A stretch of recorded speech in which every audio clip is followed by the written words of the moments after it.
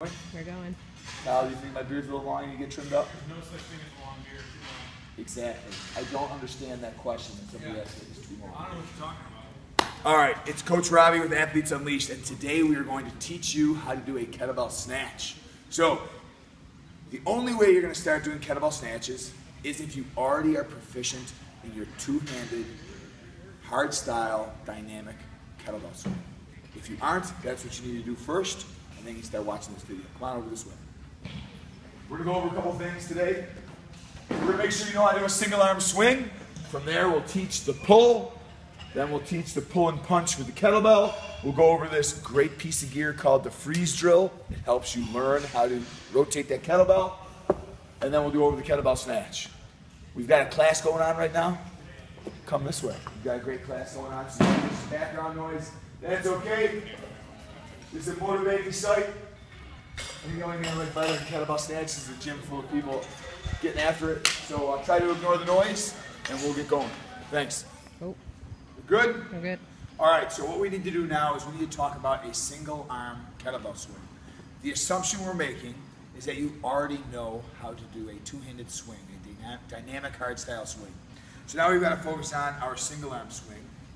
When you go to execute your single arm swing, it's done with the same techniques that you do a two-handed swing.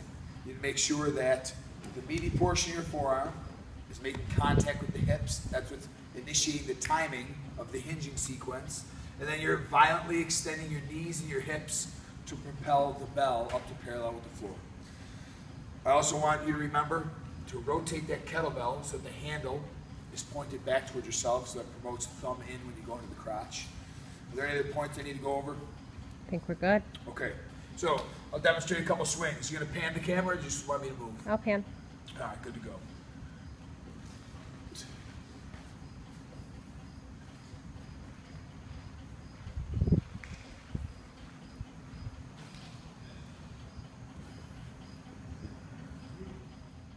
We're good? We're good. Okay, so now we got done doing our single arm swing. Now we are going to do double single arm kettlebell swings.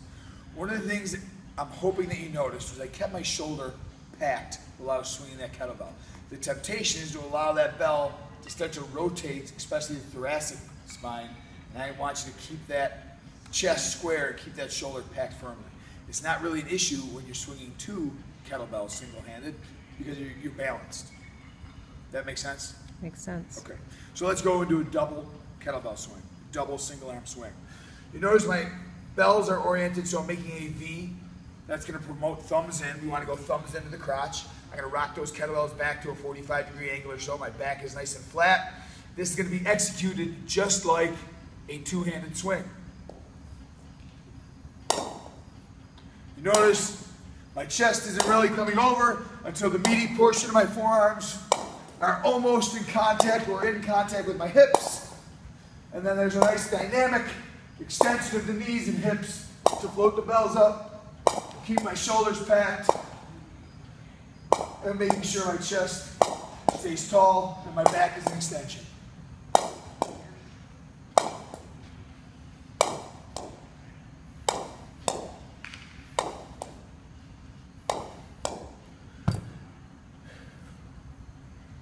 Question on that? Okay, I'm a little winded. So we just went over the single arm swing. We went over the double single arm swing. I'd like you to tune in next Monday. We'll release the next video in this series of kettlebell snatch technique videos where we'll go over the pull and punch and the freeze drill.